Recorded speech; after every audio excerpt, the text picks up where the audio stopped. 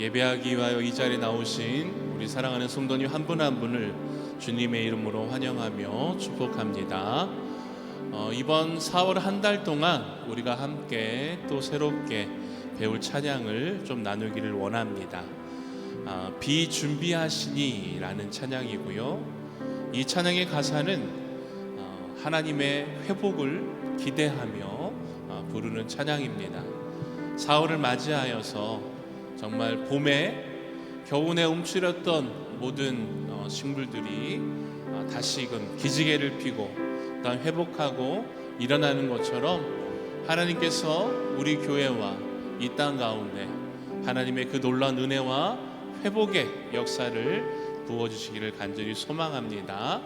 우리 그러한 마음으로 함께 배우면서 함께 찬양 고백하도록 하겠습니다.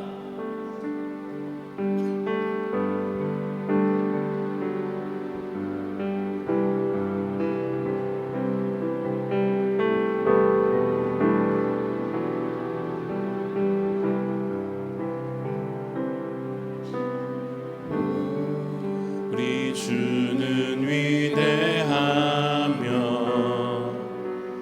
능력이 많으시도다. 그의 지혜 무궁하며 인자는 영원하도다. 상한 자를 고치시며 상처를 싸매시도다.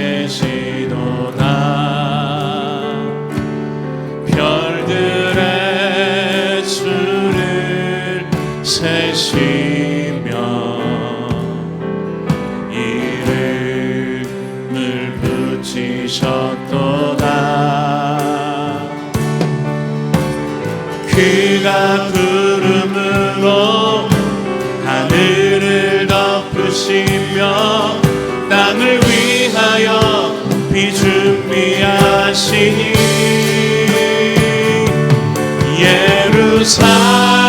예루살렘아 여호와를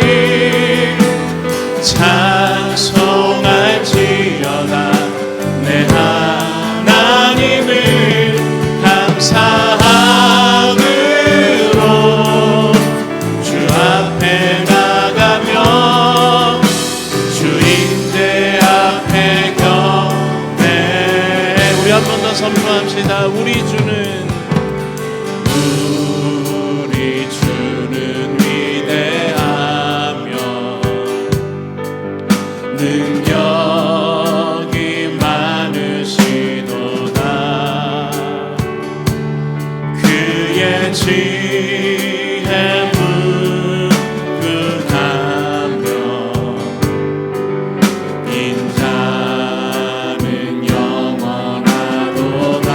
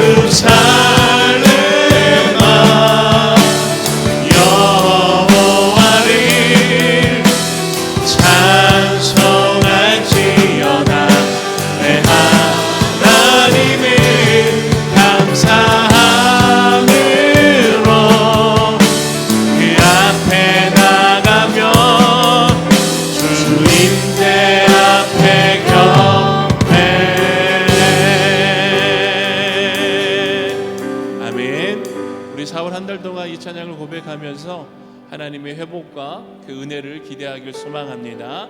이제 손뼉 치면서 함께 찬양으로 고백하겠습니다.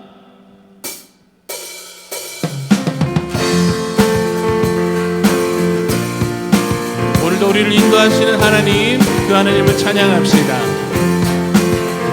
주는 나를 기르시는 목자요, 나는 주님의 귀한 어린 양. 푸른 풀밭 맑은 시냇물가로 나를 인도하여 주신다. 주는 나의 좋은 목자, 나는 그의 어린 양. 저를 따라 꼴을 먹여주시니 내게 부족함 저 예쁜 새들 노래하니, 예쁜 새들 노래하는 아침과 노을 비키는 고운 황혼에 사랑하는 나의 목자 음성이 나를 언제나 우리 선포합시다. 주는 나의 좋은 목자, 나는 그의 어린 양. 저를 따라 꼴을 먹여주시니 내게 못된 짐승 나를 해치 못하고, 못된 짐승 나를 해치 못하고, 거친 빗바람 상치 못하리. 나의 주님 강한 손을 펼치사 나를 주야로 지켜. 주는 나의 좋은 목자, 나는 그의 어린 양. 저를 따라 꼴을 먹여주시니 내게 한 번 더 선포합시다. 주는 나의 좋은 목자, 나는 그의 어린 양. 저를 따라 꼴을 먹여주시니 내게 고난 내 영혼 편히 쉴 곳과, 고난 내 영혼 편히 쉴 곳과, 풍랑이 일어도 안전한 폭풍까지도 다스리시는 주의 영원한 바르지에 아멘. 주의 영원하신 발 함께 하사 항상 나를 붙드시니 어느 곳에 가든지 요동하지 않음은 주의 파. 우리 함께 손뼉 치며 고백할까요? 하나 둘. 세상 친구들 나를 버려도 예수들 함께 동행함으로 주의 은혜가 충만하리니 주의 영원한 바르지에 아멘. 주의 영원하신 발 함께 하사 항상 나를 붙드시니 어느 곳에 가든지 요동하지 않음은 주의 팔을 의지하. 나의 믿음이 연약해져도 나의 믿음이 연약해져도 미리 예비한 힘을 주시며 위태할 때도 안보하시는 우리 한 번 더 선포합시다. 능치 못한 것 주께 없으니 능치 못한 것 주께 없으니 나의 일생을 주께 맡기며 나의 모든 짐 대신 지시는 주의 영원한 바르지에 주의 영원하신 발 함께 하사 항상 나를 붙드시니 어느 곳에 가든지 요동하지 않음은 주의 파. 우리 한 번 더 선포합시다.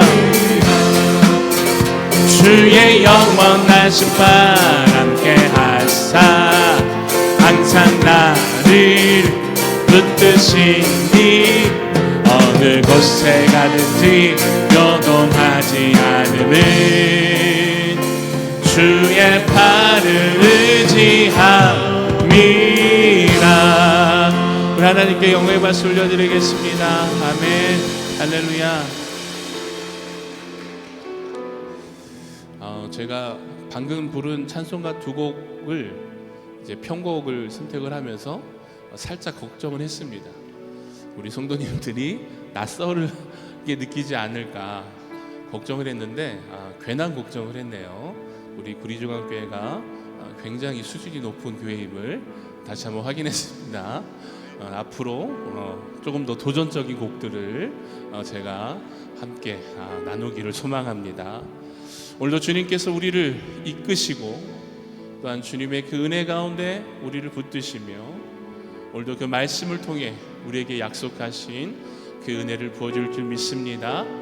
우리 그러한 마음으로 은혜를 사모하며 함께 찬양으로 고백하며 나아가겠습니다. 주께 가까이 주께 가까이 날 이끄소서. 간절히 주님만을 원합니다.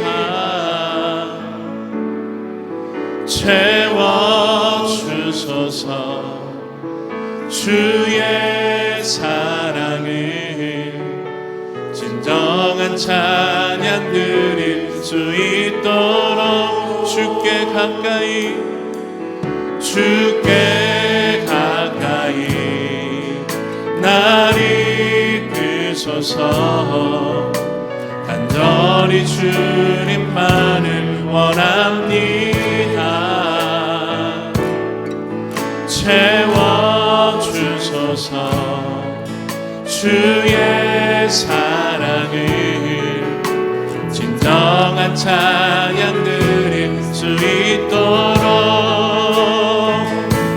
목마른 나의 영혼 주를 부르니 나의 맘 만져 주소서.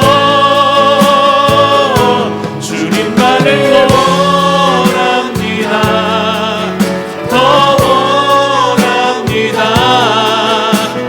나의 맘 만져. 우리 한번 더 고백합시다. 주께 가까이 주께 가까이 날 이끄소서. 간절히 주님만을 원합니다. 채워주소서. 주의 사랑을 진정한 찬양 드릴 수 있도록 목마른 나의 영혼 주를 부르니 나의 맘 만져 주소서. 주님만을 원합니다. 더 원합니다. 나의 맘 만져. 목마른 나의 영혼 목마른 나의 영혼 주를 부르니 나의 맘 만져 주소서. 주님만을 원합니다. 더 원합니다. 나의 맘 만져 주소서. 아멘. 주님, 오늘도 우리가 갈급한 심령을 가지고 주님의 보좌 앞으로 나아갑니다. 오늘도 하나님의 말씀을 통해 우리에게 은혜를 부어주시고 오늘도 하나님의 그 말씀이 우리의 마음 가운데 깨달아지는 역사가 일어날 수 있도록 주님 함께하여 주시옵소서. 이 시간 세우신 담임 목사님을 위하여 또한 은혜 받을 우리를 위하여 합심하여 기도할 때 하나님께서 오늘도 이 예배를 통해 우리의 영혼을 회복시키시며 새 힘을 부어주시고 하나님의 놀라운 일들을 우리에게 보여줄 줄 믿습니다. 우리 그러한 마음으로 은혜를 사모하며 함께 합심하여 기도하겠습니다. 하나님 감사합니다. 주님의 은혜 가운데 우리를 붙들어 주시고 오늘도 거룩한 주일을 맞이하여 아버지 우리를 이곳에 불러주셨습니다. 하나님 오늘도 이루어지는 모든 예배 가운데 주님 함께 하시고 하나님 주님께서 아버지 하나님 역사하시고 단행하여 주시사 오늘도 선포되어지는 말씀 가운데 하나님의 놀라운 은혜가 임할 수 있도록 주여 아버지 함께하여 주시옵소서. 오늘도 세우신 담임 목사님 성령의 충만함으로 붙들어 주시고 오늘도 선포되어지는 말씀을 통해 하나님의 놀라운 일하심과 그 은혜가 나타날 수 있도록 주님 함께하여 주시옵소서.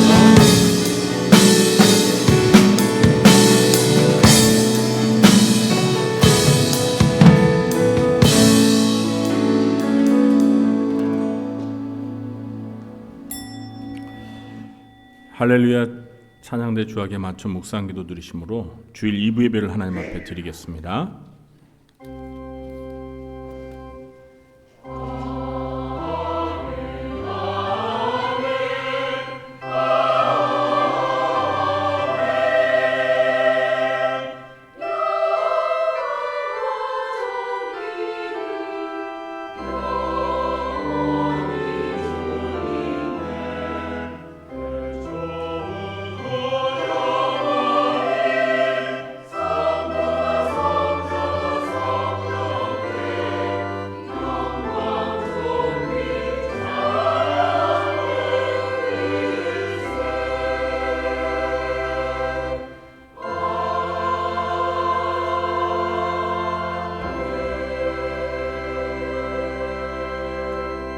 할렐루야. 여호와의 이름을 찬송하라. 여호와의 종들아 찬송하라. 여호와의 집 우리 여호와의 성전 곧 우리 하나님의 성전들에 서 있는 너희여.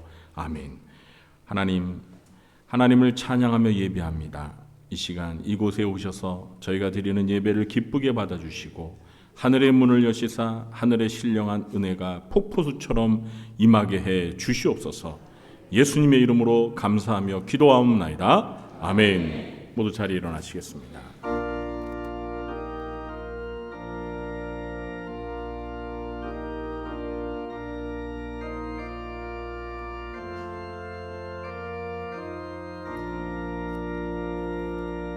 이 천지한 만물들아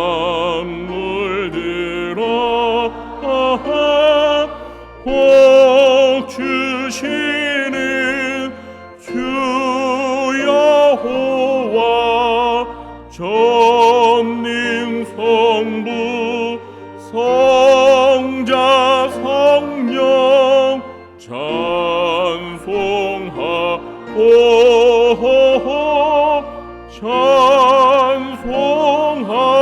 찬송하세.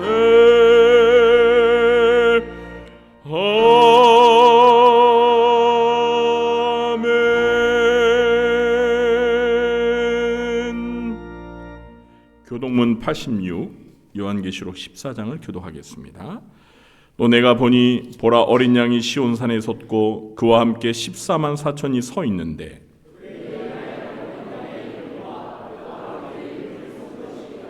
내가 하늘에서 나는 소리를 들으니 많은 물소리와도 같고 큰 우레소리와도 같은데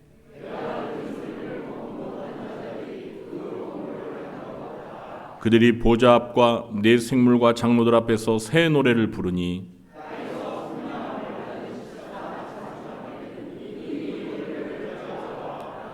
이 사람들은 여자와 더불어 더럽히지 아니하고 순결한 자라. 사람 가운데에서 속량함을 받아 처음 익은 열매로 하나님과 어린 양에게 속한 자들이니 그 입에 거짓말이 없고 흠이 없는 자들이더라. 아멘. 전능하사 천지를 만드신 하나님 아버지를 내가 믿사오며 그 외아들 우리 주 예수 그리스도를 믿사오니 이는 성령으로 잉태하사 동정녀 마리아에게 나시고 본디오 빌라도에게 고난을 받으사 십자가에 못 박혀 죽으시고 장사한 지 사흘 만에 죽은 자 가운데서 다시 살아나시며 하늘에 오르사 전능하신 하나님 우편에 앉아 계시다가 저리로서 산자와 죽은 자를 심판하러 오시리라.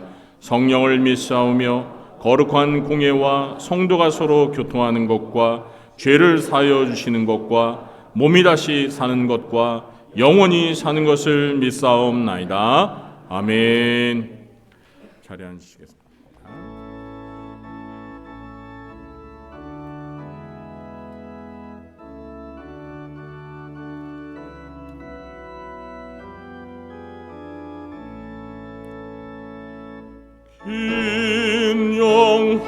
인영하로신 주 이곳에 오셔서 이 모인 자들로 주 백성 삼으사 그 중에 항상 계시고 그 중에 항상 계시고 큰 영광 나타내소서.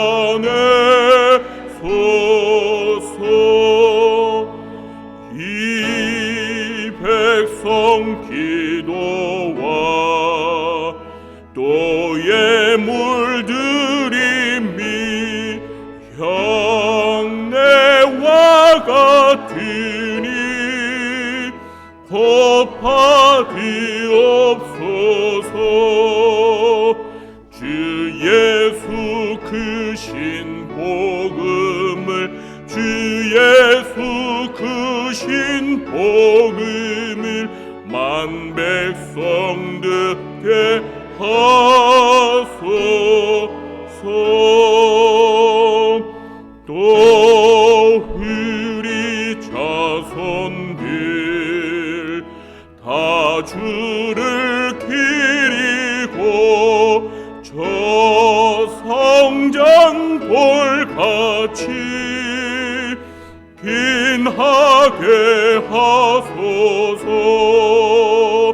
주 구원하신 능력을 주 구원하신 능력을 은근 날까지 주소서.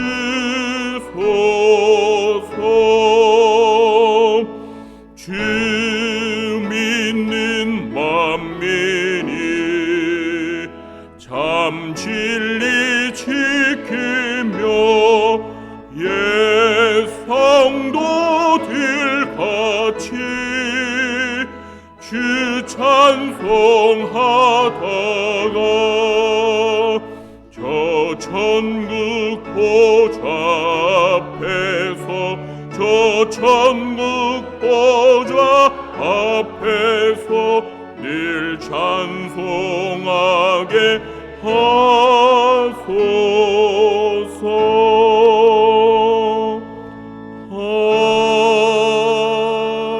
아멘.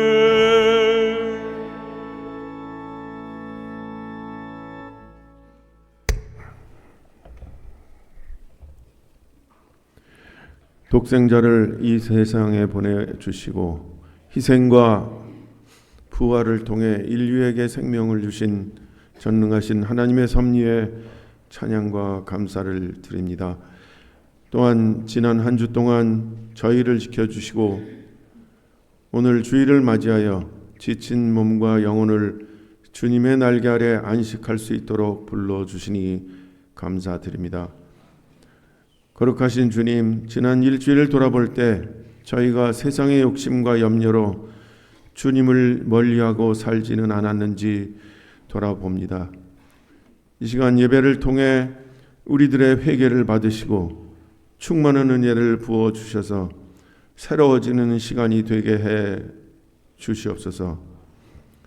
지난주 부활절을 지나며 부활이 우리에게 어떤 의미인지 다시 생각합니다.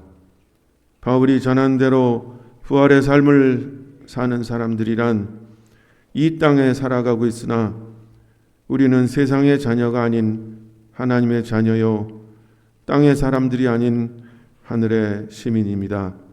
이전까지는 세상의 가치를 자랑하고 살았던 우리들이었지만 부활의 삶을 살아가게 되면서 이제는 주님의 십자가만을 자랑하게 해 주시옵소서. 이전까지는 세상의 재물이나 명예를 따라갔으나 이제는 다 헛된 줄 알고 오직 주님만 바라보고 주님의 말씀을 최우선으로 하는 삶을 살게 해 주시옵소서. 오직 믿음의 주요 온전케 하시는 주님만을 바라보고 살게 하시고 사람을 바라보다가 실망하거나 낙심하지 않도록 도와주시옵소서. 꽃망울을 터뜨리는 봄꽃들이 완연한 봄을 알리고 있나이다. 만물이 소생하고 새 생명이 넘치는 아름다운 봄에 우리 교회 각 기관들도 새로운 열정으로 생명력이 넘치게 하시고 주님 안에서 교제가 넘치도록 인도해 주시옵소서. 주님께서 제자의 발을 씻겨 주시며 너희도 가서 이와 같이 행하라고 하셨사오니 우리도 서로의 발을 씻어 주도록 인도하옵소서. 또한 믿지 않는 자들에게 십자가의 사랑을 전하여 한 사람의 영혼을 구원하는 데 힘쓰게 하시고 이로 인해 믿는 자의 수가 더하여지게 해 주시옵소서. 교회 내 육신의 병으로 인해서 고통을 받는 사람들을 기억하시고 주님의 치료의 손을 들어 그들을 만져주시기를 원하나이다. 속히 건강을 회복하고 힘을 얻어 하나님의 일과 주어진 일터에서 힘차게 일을 하여 축복받는 삶을 회복하게 해 주시옵소서. 오늘도 단 위에 서시는 목사님을 통하여 하나님의 말씀을 듣습니다. 우리의 마음밭을 옥토가 되게 해 주시옵소서. 하나님의 말씀을 듣고 깨달아 많은 결실을 맺는 성도들이 될 수 있도록 인도해 주시옵소서. 준비된 헌물과 성가대 찬양을 기뻐 받으시고 우리들의 기도를 들어 주시옵소서. 부활과 생명이신 예수님의 이름으로 기도드렸습니다. 아멘.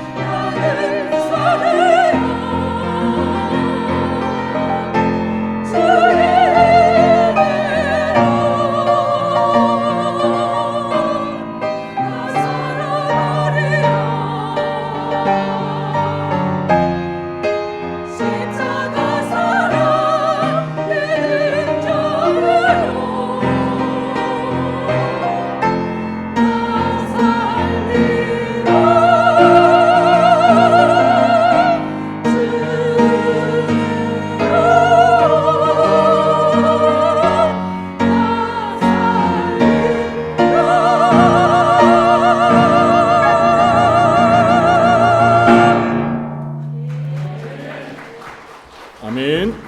할렐루야. 감사합니다. 드린 예물을 위해서 기도하겠습니다. 사랑의 하나님 아버지 감사합니다. 오늘도 4월 첫 주일을 맞이하여 주의 택한 백성들이 주님 앞에 나와 예비합니다. 주님께서 저희들에게 베풀어 주신 그 한결같은 은혜와 사랑과 축복에 감사하여 저희들이 마음과 뜻과 정성을 모아 하나님 앞에 예물을 바칩니다. 주정헌금과 11조와 감사와 선교와 구제와 장학헌금으로 또 꽃꽂이 헌금과 성미로 하나님 앞에 바치오니 기쁘게 받아 주옵소서. 그리고 예물들이 하나님의 나라와 주의 몸된 교회를 위하여 온전히 잘 쓰여지도록 처음부터 끝까지 하나님께서 간섭하여 인도하여 주옵소서. 또한 주님께서 저희들에게 주신 시간과 물질과 몸을 바쳐 주의 나라와 주의 의를 구하며 헌신하는 주의 사랑하는 백성들을 기억하여 주시고 저희들이 이 땅에서 살아가는 동안 필요한 것들을 아버지 하나님께서 풍성하게 공급하여 주셔서 저희들도 다윗처럼 여호와는 나의 목자시니 내게 부족함이 없습니다 고백하는 삶이 되게 도와주시옵소서. 특별히 우리 성도들의 생업과 직장이 안정되게 하여 주시고 하는 모든 일들이 주 안에서 만사가 형통할 수 있도록 도와주시옵소서. 건강이 연약한 성도들을 위하여 기도하오니 주여 그들을 불쌍히 여겨주시고 여호와 라파 치료의 하나님께서 건강을 속히 회복시켜 주시옵소서. 또한 주의 성도들의 삶 가운데 물질의 복도 허락해 주셔서 물질의 노예가 되지 말게 하시고 선한 청지기가 되어 물질을 하나님의 뜻에 따라 온전히 하나님의 나라를 위하여 헌신하게 하시고 또한 어려운 이웃들을 돕는 일에 우리의 물질을 바르게 사용할 수 있도록 하나님께서 함께해 주옵소서. 이 시간 하나님의 말씀을 듣기 원합니다. 진리의 영이신 보혜사 성령님 말씀이 선포될 때 그 말씀을 잘 깨달아 알게 해주시고 말씀에 온전히 순종하며 살아갈 수 있도록 도와주시옵소서. 예수님의 이름으로 축복하며 감사하며 기도하옵나이다. 아멘. 이 시간 우리가 함께 은혜 받을 하나님의 말씀은 요한계시록 1장 1절부터 8절 말씀입니다. 요한계시록 1장 1절부터 8절 말씀을 함께 합독을 하도록 하겠습니다. 요한계시록 1장 1절부터 8절 말씀입니다. 천천히 한 목소리로 같이 합독하도록 하겠습니다. 예수 그리스도의 계시라. 이는 하나님이 그에게 주사 반드시 속히 일어날 일들을 그 종들에게 보이시려고 그의 천사를 그 종 요한에게 보내어 알게 하신 것이라. 요한은 하나님의 말씀과 예수 그리스도의 증거 곧 자기가 본 것을 다 증언하였느니라. 이 예언의 말씀을 읽는 자와 듣는 자와 그 가운데 기록한 것을 지키는 자는 복이 있나니 때가 가까움이라. 요한은 아시아에 있는 7 교회에 편지하노니 이제도 계시고 전에도 계셨고 장차 오실 이와 그의 보좌 앞에 있는 7 영과 또 충성된 증인으로 죽은 자들 가운데에서 먼저 나시고 땅의 임금들의 머리가 되신 예수 그리스도로 말미암아 은혜와 평강이 너희에게 있기를 원하노라. 우리를 사랑하사 그의 피로 우리 죄에서 우리를 해방하시고 그의 아버지 하나님을 위하여 우리를 나라와 제사장으로 삼으신 그에게 영광과 능력이 세세토록 있기를 원하노라. 아멘. 볼지어다 그가 구름을 타고 오시리라. 각 사람의 눈이 그를 보겠고 그를 찌른 자들도 볼 것이요 땅에 있는 모든 족속이 그로 말미암아 애곡하리니 그러하리라. 아멘. 주 하나님이 이르시되 나는 알파와 오메가라. 이제도 있고 전에도 있었고 장차 올 자요 전능한 자라 하시더라. 아멘. 이제는 우리 할렐루야 찬양대 하나님 앞에 찬양으로 영광 돌리겠습니다.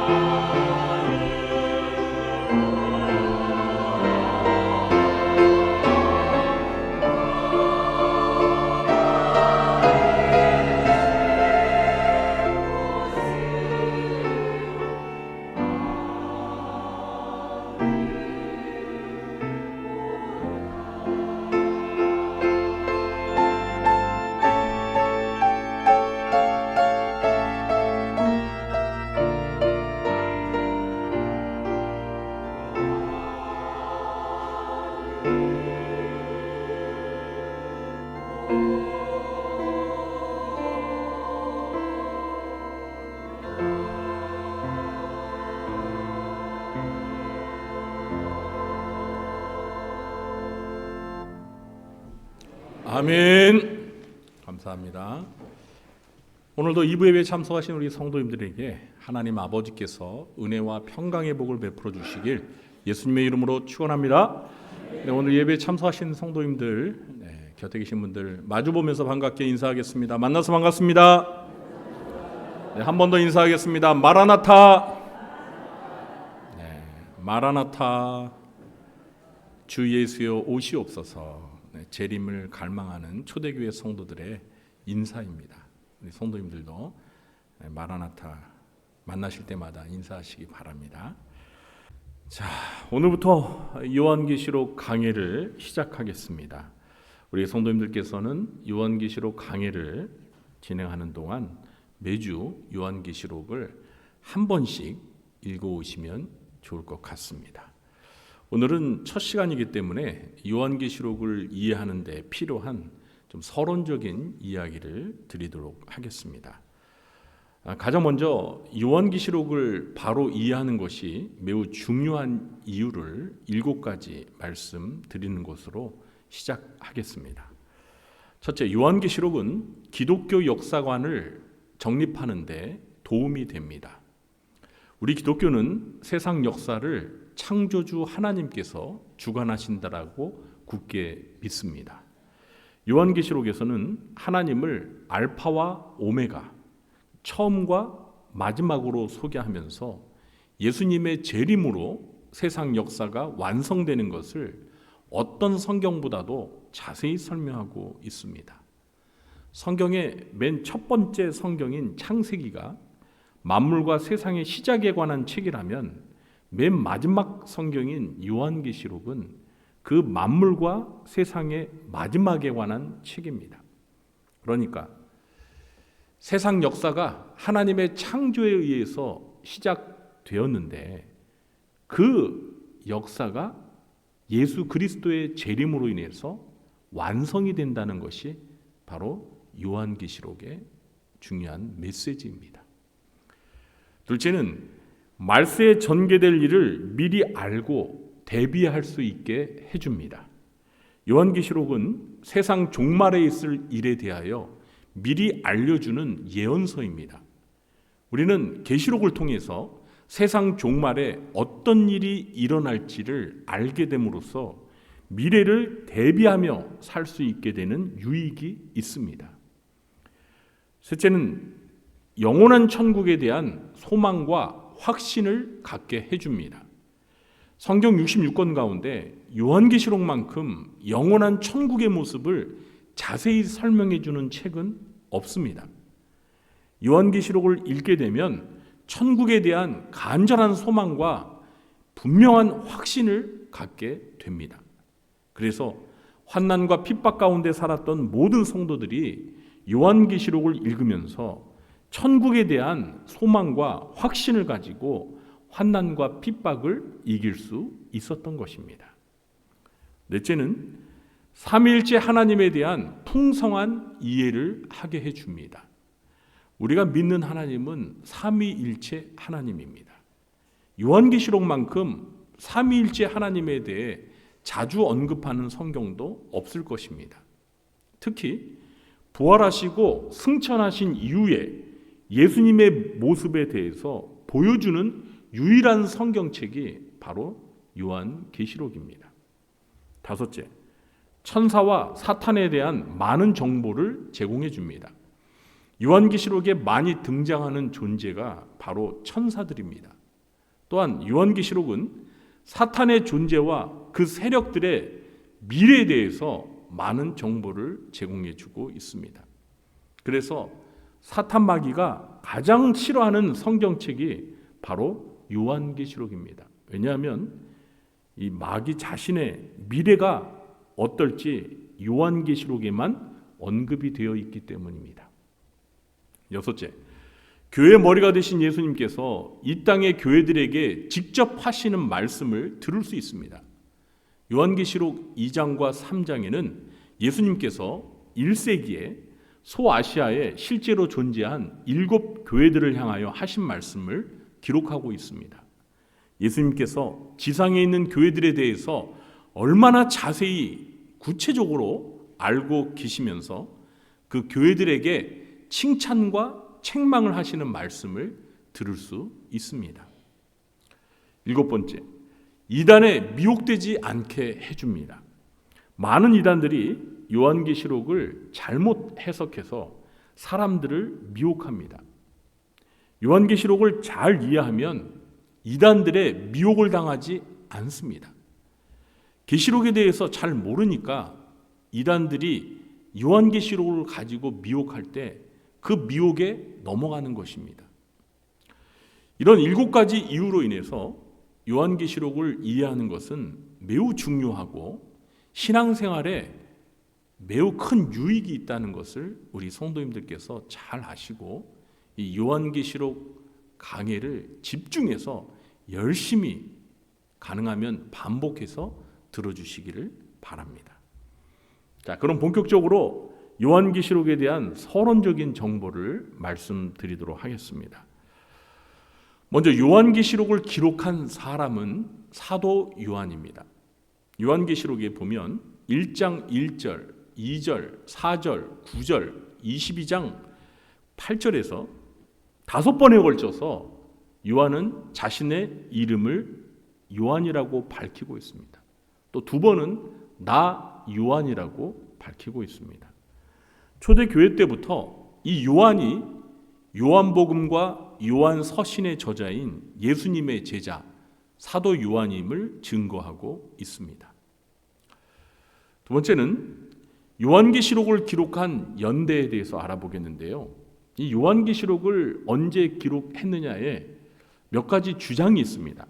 그러나 대부분의 학자들이 로마 제국 내에서 두 번째 박해가 있었던 도미티아누스 황제가 다스리던 주 96년경에 요한계시록이 기록되었다라고 봅니다. 참고로 첫 번째 박해는요, 주 60년대 중반에 그 악명 높았던 네로 황제 때 박해가 있었습니다. 자, 셋째는 이 편지를 받는 1차적인 수신자는 사도 요한이 활동하던 1세기 당시에 오늘날 튀르키예, 터키죠. 이 튀르키예에 해당하는 소아시아 지역에 있었던 7교회였습니다. 우리 요한계시록 1장 4절에 보면은요, 요한은 아시아에 있는 7교회에 편지하노니라고 기록하고 있죠. 그리고 오늘 본문은 아니지만 11절에 보면 예수님께서 사도 요한에게 이렇게 말씀하십니다. 이르되 내가 보는 것을 두루마리에 써서 에베소, 서모나, 보가모, 두아디라, 사데, 빌라델피아, 라오디게아 등 7교회에 보내라 하시기로. 그래서 소아시아 지역에 있었던 7교회가 이 요한계시록을 받아보는 1차적인 수신자입니다. 그러나 요한계시록은 7교회뿐만 아니라 지상에 있는 모든 교회와 신자들에게 주신 말씀입니다. 넷째는 요한계시록을 기록한 목적에 대해서 살펴보겠습니다. 한 3가지 목적에 의해 요한계시록이 기록되었는데요. 첫 번째는 반드시 속히 일어날 일들을 그의 종들에게 보이시고 알게 하시기 위해서입니다. 우리 계시록 1장 1절 말씀을 함께 읽어보겠습니다. 예수 그리스도의 계시라 이는 하나님이 그에게 주사 반드시 속히 일어날 일들을 그 종들에게 보이시려고 그의 천사를 그 종 요한에게 보내어 알게 하신 것이라. 네. 반드시 속히 일어날 일들을 그 종들에게 보이셔서 알게 하시려고 예수 그리스도께서 사도 요한을 통해 우리들에게 이 요한계시록을 기록하게 하셔서 주셨다는 것이죠. 자, 두 번째 목적은 때가 가까이 와서 이 예언의 말씀을 읽고 듣고 지키는 자들에게 복을 주시기 위해서 요한계시록이 기록되었습니다. 우리 1장 3절 말씀도 함께 읽어보겠습니다. 이 예언의 말씀을 읽는 자와 듣는 자와 그 가운데 기록한 것을 지키는 자는 복이 있나니 때가 가까움이라. 아멘. 때가 종말의 때가 가까우기 때문에, 예수님의 재림의 때가 가까우기 때문에, 세상 심판의 때가 가까우기 때문에 이 예언의 말씀을 기록하게 하셨고, 이 예언의 말씀을 읽는 자와 듣는 자와 그 가운데 기록한 것을 지키는 자들에게 복을 주시기 위해서 요한계시록이 기록되었다는 것입니다. 요한계시록에는요, 모두 7가지 복이 나옵니다. 몇 가지 복이 나온다고요? 7가지 복이 나옵니다. 그 7가지 복 가운데 첫 번째 복이 1장 3절에 기록되어 있는데요. 그러니까 요한계시록은 복에 관한 책이라고 말할 수 있어요. 그래서 요한계시록을 열심히 부지런히 읽고 그 말씀대로 살기 위해 힘쓰게 되면 하나님께서 그렇게 사는 성도들에게 큰 복을 베풀어 주시는 책이 바로 요한계시록이라는 겁니다. 세 번째는 로마 제국의 도미티아누스 황제가 황제 숭배를 강요하며 기독교 신자들을 박해하던 당시에 그 박해를 잘 이겨내고 믿음으로 승리하여 영원한 천국을 소망하도록 격려하기 위해서 요한계시록이 기록되었습니다. 다음 주에 좀 더 자세히 설명을 드리겠지만 이 도미티아누스 황제가 기독교인들을 박해할 때 이 요한계시록을 기록한 사도 요한은 에게해에 있는 밤모섬이라는 곳으로 유배를 갔습니다. 그리고 그곳에서 유배 생활 중에 주의 날에 계시를 받아 요한계시록을 쓰게 된 것입니다. 이런 시대적인 배경을 알게 되면 요한계시록이 박해를 받던 초대교회 신자들에게 어떤 의미가 있었는지를 잘 이해할 수 있습니다. 자, 다섯째는 요한계시록의 기록 특징에 대해서 좀 설명을 드리겠습니다. 첫 번째, 요한계시록은 계시입니다. 계시. 자, 1장 1절에 보면 요한계시록이 맨 처음에 이렇게 시작하죠. 예수 그리스도의 계시라. 예수 그리스도의 계시라. 여기에서 계시라는 말은 그리스어로 아포칼립시스입니다. 아포칼립시스. 이 아포칼립시스라는 말의 뜻은 베일에 감추어진 것을 드러내어 보여줌이라는 뜻이에요. 아포칼립시스. 그러니까 이 계시라는 말이 뜻이 뭐라고요? 베일에 감추어진 것을 드러내어 보여줌. 그러니까 요한계시록은 말세에 일어날 일들에 대해서 그동안 감추어져 있던 비밀을 알도록 보여주는 계시라는 것입니다. 이 계시라는 말을 다른 말로 묵시라고도 번역할 수 있습니다. 그러니까 계시나 묵시는 같은 뜻입니다. 두 번째는 요한계시록은 예언입니다. 1장 3절에 보면 이 예언의 말씀을 이라고 기록하고 있죠. 네, 요한계시록을 가리키는 겁니다. 그러니까 요한계시록이 예언의 말씀이라는 거예요. 예언이라는 것입니다.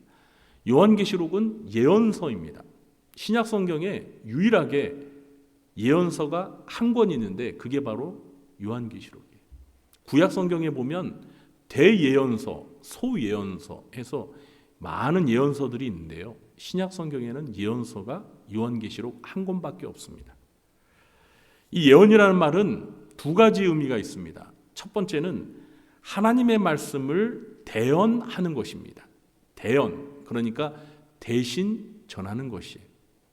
하나님의 말씀을 대신 전하는 것을 가리켜서 예언이라고 합니다. 그리고 예언의 두 번째 의미가 있는데요. 그것이 무엇이냐면 미래의 일을 미리 말해주는 것입니다. 미래의 일을 미리 말해주는 것. 우리는 이제 보통 예언이라고 하면 이 두 번째 의미만을 예언으로 알고 있는데 미래의 일을 미리 말해주는 것뿐만 아니라 하나님의 말씀을 대신 전하는 대언도 예언입니다. 세 번째, 요한계시록은 편지입니다. 복음서와 사도행전을 제외한 신약 성경의 대부분이 편지, 서간입니다. 요한계시록도 편지이기 때문에 이 편지에서 나타나는 형식을 갖추고 있습니다. 편지는 편지를 쓰는 사람, 편지를 받는 사람, 그리고 인사말, 그리고 그 편지를 기록한 이유, 이런 형식을 갖추고 있습니다. 그리고 맨 끝에 이제 맺는 말이 있죠. 끝인사. 오늘 우리가 읽은 이 본문이 바로 요한계시록의 편지의 서론 부분에 해당합니다. 특히 4절과 5절에서 편지를 쓰는 사람과 받는 사람, 그리고 인사말이 소개되고 있습니다. 그리고 1절서부터 3절에 보면 이 편지를 쓰게 된 이유와 목적에 대해서 설명하고 있습니다. 특히 요한계시록은 전체가 22장으로 되어 있는데 2장과 3장에서는 예수님께서 소아시아에 있었던 7교회에 직접 쓰신 편지가 기록되어 있습니다.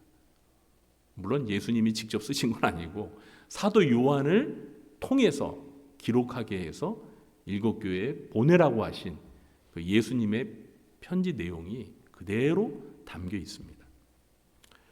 네 번째, 요한계시록은 상징적인 표현들이 많습니다. 어떤 표현들이 많다고요? 상징적인 표현들이 많습니다. 좀 전에 요한계시록을 묵시문헌이라고 했는데요. 계시 또는 묵시라고 했죠. 이 묵시문헌의 특징이 무엇이냐면 여러 상징적인 표현들이 많이 등장한다는 것입니다. 요한계시록을 이해하기 어려운 이유 중에 하나가 바로 여러 상징적인 표현들이 많이 등장하기 때문입니다. 요한계시록의 상징은 단어들과 숫자와 그리고 색깔 등 다양한 방법으로 표현이 되어 있습니다. 이런 다양한 상징적인 표현들 속에 담긴 의미를 알아야 요한계시록을 제대로 이해할 수가 있습니다. 그런데 이런 상징적인 의미를 제대로 이해하기 위해서는 이 구약 성경에 대한 지식과 그리고 요한이 살던 당시에 문화에 대한 전문적인 지식이 있어야 합니다. 그런데 이단들이 이런 상징을 아전인수격으로 해석을 해서 많은 사람들을 미혹하고 있습니다. 그래서 이런 상징에 담긴 의미를 정확히 제대로 잘 해석하는 것이 요한계시록을 이해하는 관건이라고 말할 수 있습니다. 다섯 번째, 요한계시록은 시각과 청각의 요소가 강한 환상입니다. 요한계시록은 사도 요한이 환상 가운데 보고 들은 것을 글로 기록한 것입니다. 요한이 살던 당시에 만일 휴대폰이 있었다면 아마 요한이 자기가 본 환상을 휴대폰으로 촬영해서 동영상으로 우리에게 전해 주었을지도 모릅니다. 참 그랬더라면 얼마나 좋았을까요? 타임머신이 있으면 제가 타임머신을 타고 과거로 돌아가가지고 사도 요한에게 제 휴대폰을 전해주고 오고 싶어요.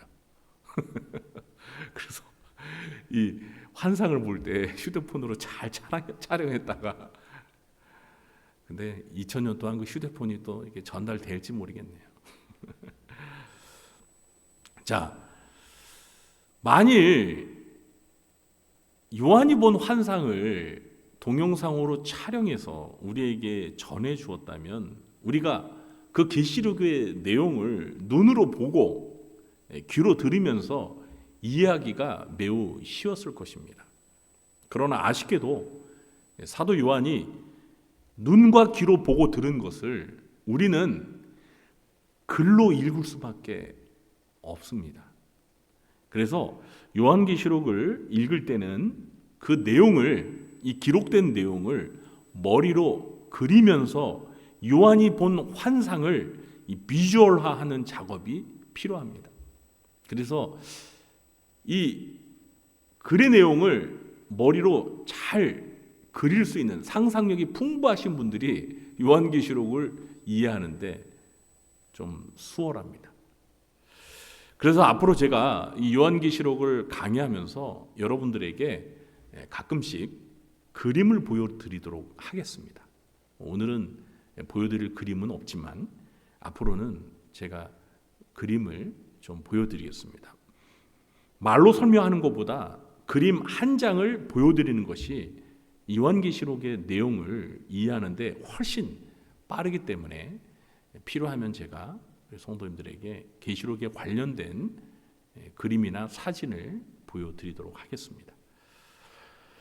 여섯 번째, 요한계시록은 이 무대가 천상과 지상, 현재와 미래, 또 자연계와 영계를 막 넘나들기 때문에 이 변화의 차이를 잘 구분해서 이해해야 합니다. 그래서 제가 설교를 하면서 이것이 천상에서 이루어지는 일인지 지상에서 이루어지는 일인지 아니면 이게 현재 일을 말하는 것인지 미래에 있을 일을 말하는 것인지 아니면 자연계에서 벌어지는 일에 대해서 말을 하는 건지 아니면 저 영계에서 벌어지는 일을 말하고 있는지 제가 구분을 하면서 친절하게 설명을 드리도록 하겠습니다. 일곱 번째, 요한계시록은 종말론적인 책입니다.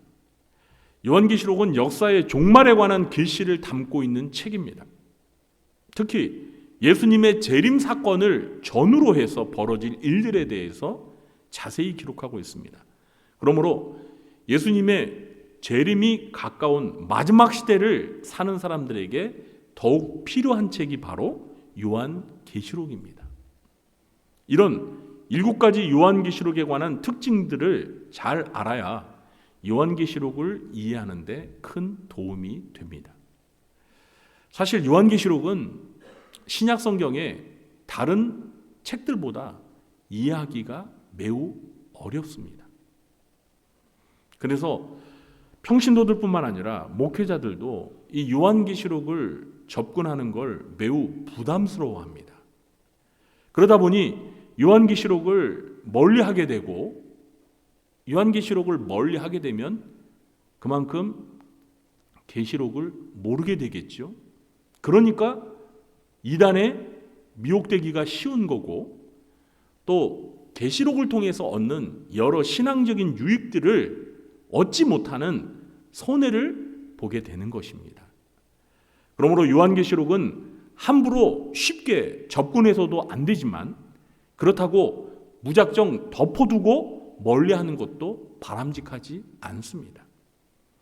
분명한 것은 예수님께서 교회와 성도들에게 복을 주시고 장차 미래에 있게 될 일들에 대해서 미리 알려주시기 위해서 사도 요한에게 요한계시록을 기록하게 해 주셨는데, 정작 우리 신자들이 계시록에 대해서 무지한다면 이것이야말로 예수님의 의도와 반대되는 것이고, 그만큼 우리들에게는 큰 손해가 아닐 수 없는 것입니다.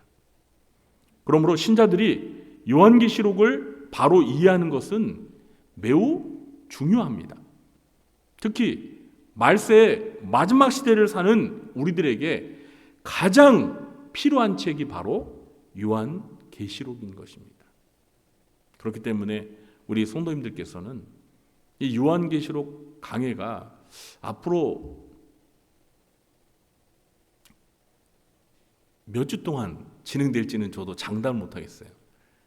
제가 부목사 시절에 정확히 1년 52주를 요한계시록 설교를 했습니다.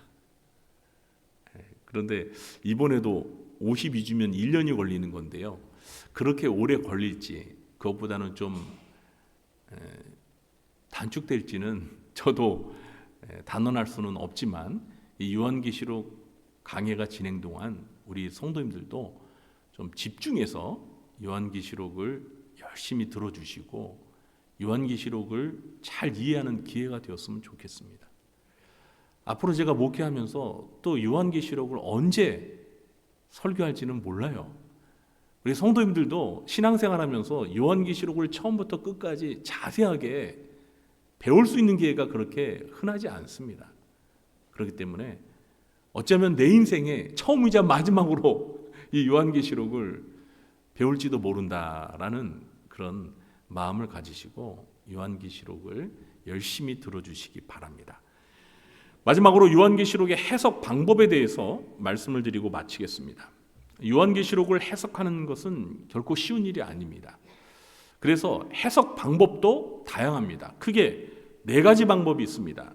첫 번째는 과거주의 해석 방법입니다. 이 해석 방법은 요한계시록의 대부분의 내용이 1세기 당시에 요한이 살던 당시에 사건들에 관한 예언이기 때문에 이미 우리가 보았을 때는 벌써 과거에 다 이루어졌다라고 이렇게 해석을 합니다. 이 과거주의 해석 방법을 주장하는 사람들은 요한계시록이 좀 더 일찍 기록되었다라고 주장합니다. 우리는 주 96년경에 거의 1세기 말에 요한계시록이 기록되었다라고 보고 있는데요. 대부분의 학자들이 그렇게 봅니다. 그런데 이 과거주의 해석 방법을 주장하는 사람들은 1세기 말이 아니라 1세기 한 중간 정도에 요한계시록이 기록되었다라고 봅니다. 두 번째 해석 방법은 역사주의 해석 방법입니다. 이 해석 방법은 예수님의 초림과 재림 사이에 전개될 인류 역사에 대한 예언으로 요한계시록을 해석하는 방법입니다. 이 역사적 해석 방법을 주장하는 사람들은 계시록의 내용을 지난 2000년 기독교 역사에서 벌어진 어떤 사건들과 직접적으로 연결시켜서 해석을 합니다. 세 번째, 미래주의 해석 방법이 있습니다. 이 해석 방법은 계시록의 내용이 대부분 예수님의 재림 직전에 벌어질 사건에 관한 예언이다라고 해석하는 방법입니다. 마지막 네 번째는 이상주의 해석 방법이 있습니다. 이 이상주의 해석 방법은 계시록의 내용이 역사상의 어떤 특정 시기나 사건에 관계없이 하나님과 사탄 마귀와의 대결이라는 측면에서 상징적으로 해석을 합니다.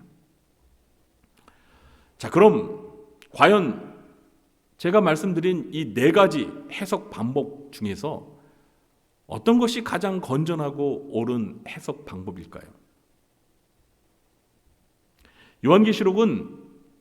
요한계시록이 기록될 1세기 말에 실제로 존재한 소아시아 7교회에 보낸 편지이기 때문에 과거주의적이면서 역사주의적으로 해석할 부분도 있습니다. 또한 예수님의 재림 전후에 역사상 실제로 벌어질 사건에 관한 예언을 담고 있기 때문에 역사주의적이고 미래주의적인 해석 방법도 필요합니다. 그러므로 어떤 한 가지 해석 방법을 고집할 것이 아니라 계시록의 내용과 그 성격에 맞게 여러 해석 방법을 절충하여서 해석하는 것이 바람직합니다. 오늘은 요한계시록을 시작하는 첫 시간이기 때문에 계시록의 서론적인 내용을 중심으로 설명을 했습니다. 다음 주부터는 성경 본문을 중심으로 이제 계시록의 내용을 이해하기 쉽게 설명하면서 강해 설교를 진행하도록 하겠습니다. 우리 성도님들께서는 계시록의 내용을 한 주에 최소한 몇 번씩? 한 번씩 정독해 오시기 바랍니다. 요한계시록 전체가 몇 장이라고요? 22장입니다. 그러니까 일주일에 하루에 몇 장씩 읽으면 될까요? 3장씩 읽다가 마지막 날 4장 읽으시면 됩니다. 3, 7에 21이니까 마지막 날 한 장 더 읽으시면 돼요. 하루에 여러분 성경 3장 읽는 거 어렵습니까? 쉽습니까? 네, 쉬워야죠. 하나님의 말씀을 여러분 하루에 3장도 안 읽으면 어떡해요? 우리가 하루에 몇 끼 식사하죠? 아침, 점심, 저녁 3끼는 하잖아요. 그러면 말씀을 3장은 읽어야지. 아침에 한 장, 점심에 한 장, 저녁에 한 장. 그리고 간식 먹을 때 한 장. 그렇게 해서 하루에 3장, 4장 읽어야죠. 못해도. 그러니까 얼마든지 우리가 일주일에 요한계시록 한 번 읽을 수 있습니까? 없습니까? 있어요. 여러분, 우리 성도님들께서 성경 내용에, 그러니까 목사가 설교하는 성경 내용에 많이 익숙해져야 설교를 들을 때 이해가 빨라요. 그래서 여러분 공부 잘하는 학생들의 그 학습 비결이 무엇입니까? 예습을 하는 거예요. 예습을. 선생님이 오늘 가르칠 그 진도를 미리 읽어오는 거예요. 미리 읽어오면은 수업 시간에 선생님들이 강의하는 내용을요 이해가 금방 됩니다. 이해가 금방 돼요. 그리고 복습을 또 한 번 하는 거예요. 그러면 그 친구는 공부를 잘할 수밖에 없습니다. 여러분. 잘할 수밖에 없어요. 머리가 나빠서 공부를 못하는 게 아니에요. 공부 방법을 몰라서 공부를 못하는 거지. 예습하고 그리고 복습하면요 누구나 다 공부를 잘할 수 있습니다.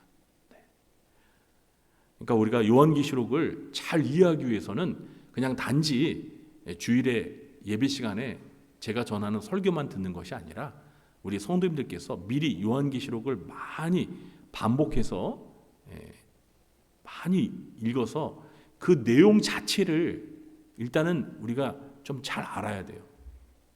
내용을 잘 알아야 그 다음에 그 내용의 의미가 무엇인지 해석을 할 때 그걸 빨리 알아들을 수가 있습니다. 그리고 다음 주에는 제가 1장의 내용을 다루기 때문에 우리가 한번 정독을 하시고 나서 1장만 좀 반복해서 많이 좀 읽어오셨으면 좋겠어요. 그렇게 해주실 수 있으시죠? 아멘. 자, 말세를 맞이하여 요한계시록을 읽는 자와 듣는 자들과 그 가운데 기록한 것을 지키는 저와 여러분들에게 하나님께서 이 계시록을 통해서 큰 은혜와 복을 베풀어 주시길 예수님의 이름으로 간절히 축원합니다. 기도하겠습니다. 하나님, 저희가 오늘부터 요한계시록의 말씀을 배우게 됩니다. 하나님께서 사도 요한을 통해서 1세기에 살던 소아시아의 7 교회들에게 편지를 쓰게 하시고 또 앞으로 말세에 이루어질 역사적 사건들에 대한 예언의 말씀을 신약 시대를 사는 모든 시대의 교회들에게 주셔서 저희가 이 요한계시록을 통해 신앙생활에 많은 유익을 얻게 해주시니 감사합니다. 그러나 그동안 요한계시록이 너무나 어려운 성경이에 멀리하여 실제적으로 신앙생활에 많은 유익을 누리기보다는 이것이 이단들의 전유물이 되어서 오히려 많은 사람을 미혹하는 일에 잘못 사용되고 있었습니다. 우리가 말세를 살아가면서 이 요한계시록의 말씀을 제대로 잘 이해하여 예수님의 재림이 점점 다가오는 이 시대에 어떠한 일들이 일어날지 미리 알려주신 이 계시록의 말씀을 통해 시대를 분별하며 주님의 재림을 준비하는 저희들이 되게 도와주시옵소서. 예수님의 이름으로 감사하며 기도합나이다. 아멘. 광고 말씀을 드리도록 하겠습니다. 다가올 미래를 준비하며 사시기 바랍니다. 2부 예배 후에 본당에서 연합전도의 원례가 있습니다. 각 전도회 회장님들께서는 꼭 원례에 참석해 주시기 바랍니다. 오늘 점심 주방 봉사는 바울 남전도에서 섬겨 주시겠습니다. 오늘 중보기도학교 13기 세미나가 있습니다. 오후 1시 30분부터 4시 30분까지 1층 밖에 있는 청년부실에서 진행이 됩니다. 오늘 저녁 예배는 중보기도 헌신 예배로 드립니다. 오늘 중보기도학교 수료하신 분들 수료식이 있고 또 중보기도학교 수료하신 분들이 이제 다시 좀 재헌신을 하셔서 우리 교회 중보기도 사역이 원활히 잘 이루어지도록 적극 동참해 주시기 바랍니다. 오늘 헌신 예배 특송은 중보기도부에서 해주시기 바랍니다. 중보기도학교 수료자 명단을 밖에 게시를 해놨습니다. 내가 몇 기에 속한지를 여러분 보시고요. 중보기도 수료하신 분들이 우리 교회 옥상에 있는 중보기도실에서 중보기도 사역에 헌신해 주셔야 이 중보기도를 통해서 우리들의 기도가 응답이 되는 그 놀라운 역사를 체험할 수 있습니다. 우리 성도님들도 여러분들의 간절한 기도가 있으면 저 중보기도 신청서에다가 여러분들이 쓰셔서 중보기도함에 넣어주세요. 중보기도 신청서가 있었는지 중보기도함이 있었는지 모르신 분들도 계실지 모르겠는데 있습니다. 그리고 여러분들이 적어주신 것은 비밀리에 이게 공개되는 게 아니고요. 저 중보기도실에 중보기도 첩에 이렇게 꽂아져 가지고 중보기도 사역에 헌신하시는 분들만 그 내용을 비밀리에 알고 비밀을 지켜드리면서 여러분들의 기도 제목을 가지고 간절하게 기도합니다. 그래서 이 중보기도 사역이 대단히 중요한 사역입니다. 그래서 중보기도 기도 제목을 올려주신 분들이 기도가 응답되는 사례가 많습니다. 그러니까 중보기도 사역에 헌신도 하셔야 되고 우리 성도님들이 여러분들의 기도 제목을 기도 카드에 작성해서 많이 제출해 주셔야 그만큼 우리 중보기도실에서 여러분들의 기도 제목을 가지고 많이 기도를 합니다. 그러니까 이러한 일에 적극 동참해 주시기 바랍니다. 오늘 저녁 예배 후에 4월 정기 재직회가 있습니다. 재직분들은 참석해 주시기 바라고요. 그리고 마도와이즈 리더 개강을 합니다. 회복이라는 주제를 가지고 마도와이즈 리더 4분 리더들이 이제 4월 9일 화요일 오전 10시부터 새가족부실에서 교육이 있습니다. 위해서 기도해 주시기 바랍니다. 수도노예 여전도 연합회 정기실행위원회가 4월 9일 화요일 오전 11시에 왕십리교회에서 있습니다. 교회에서 오전 10시에 출발합니다. 가실 분들은 시간에 맞춰 오시면 교회 차량을 통해서 다녀오실 수 있습니다. 그리고 늘푸른 학당이 이번 주에는 휴강하도록 하겠습니다. 한 주 쉬어가도록 하겠습니다. 왜냐하면 4.10 총선, 4.10 총선으로 인해서 이번 주는 휴하게 되겠습니다. 지난 주일에 부활주일에 성찬식과 또 세례식이 있었는데 세례 받으신 분들 또 입교 받으신 분들은 1층 행정실에 세례 증서, 입교 증서가 있습니다. 꼭 받아가시기 바랍니다. 가끔 이걸 안 가져가시는 분이 있습니다. 네, 여러분 세례 받은 걸 입증할 수 있는 세례 증서예요. 입교 증서예요. 꼭 받아가시기 바랍니다. 네. 또 성도 간의 교제를 위해서 우리 교회 내에 이제 동아리를 만들고 또 동아리에 가입해서 활동하기를 많이 권하고 있습니다. 지금 현재 탁구 동아리가 만들어져 가지고 신청자를 받고 있습니다. 탁구뿐만 아니라 여러분들이 만들고 싶은 동아리에 제가 적어 놓았죠.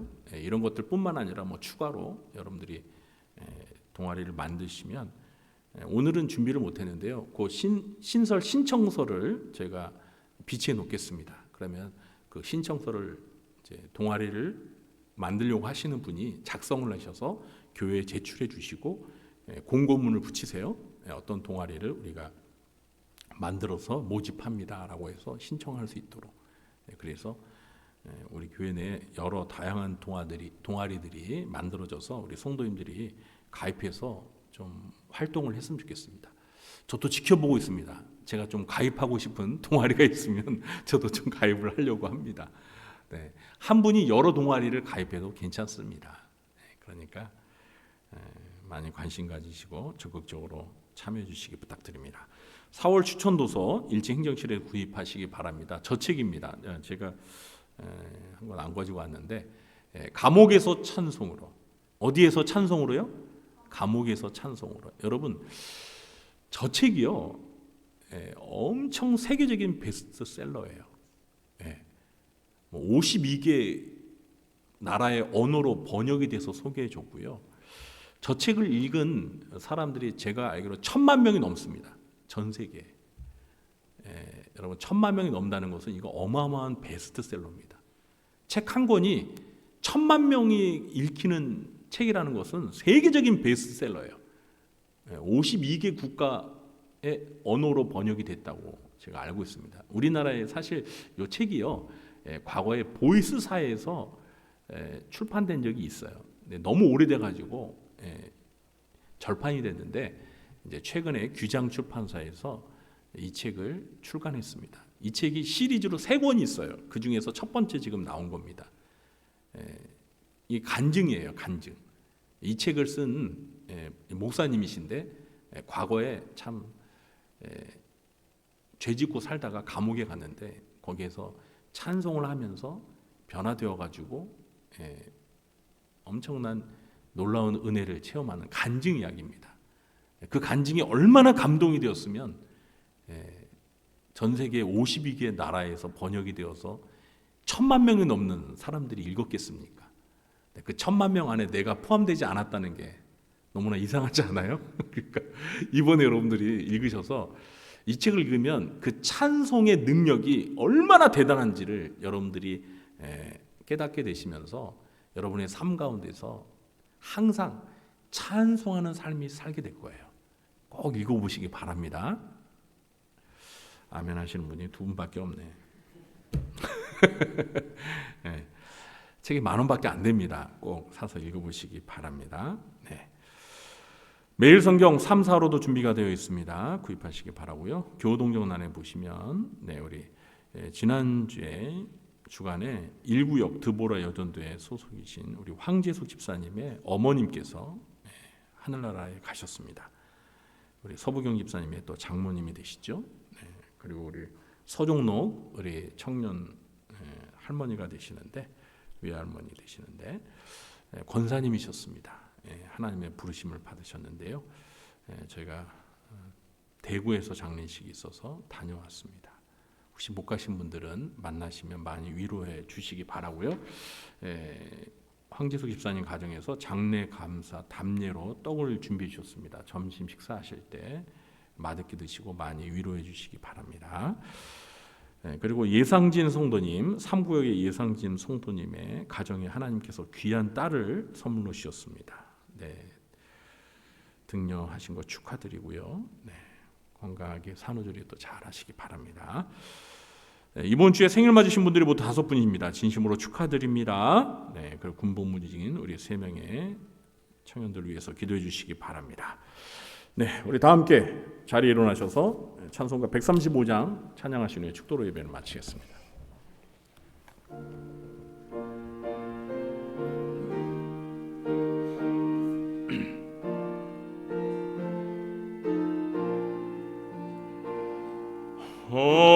어저께나 오늘이나 어느 때든지 영원토록 변함없는 거룩한 말씀 믿고 순종하는 이의 생명 되시며 한량 없이 아름답고 기쁜 말일세 어저께나 오늘이나 영원 무궁히 한결같은 주 예수께 찬양합니다. 세상 지나고 변할지라도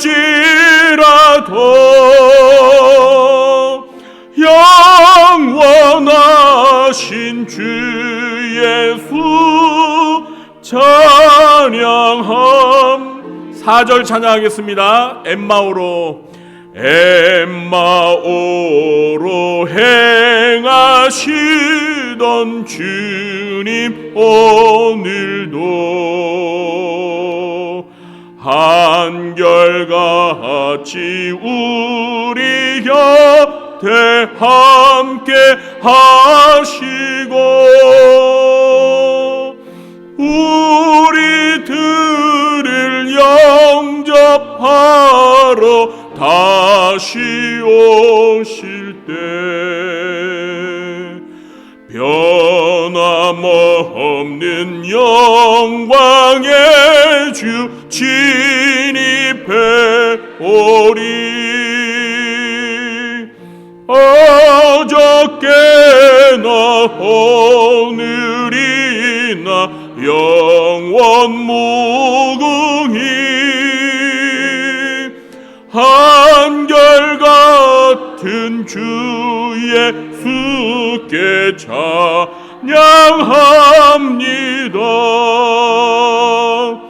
세상 지나고 변할지라도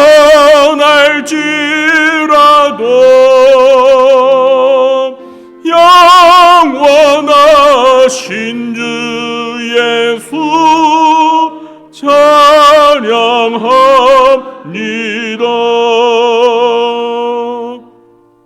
지금은 우리 구주 예수 그리스도의 무한하신 은혜와 하나님 아버지의 극진하신 사랑과 보혜사 성령님의 교통하심이 예수님의 재림 전후에 일어날 일을 미리 2000년 전에 사도 요한을 통해 예언의 말씀으로 우리에게 주신 그 요한계시록의 내용을 잘 배워서 시대를 분별하며 예수님의 재림을 준비하며 살아가기로 마음에 결심하며 돌아가는 주의 사랑하는 백성들 머리 위에와 그들의 가정과 생업과 직장과 교회와 이 나라 민족 위에 지금부터 영원토록 함께 있을지어다. 아멘.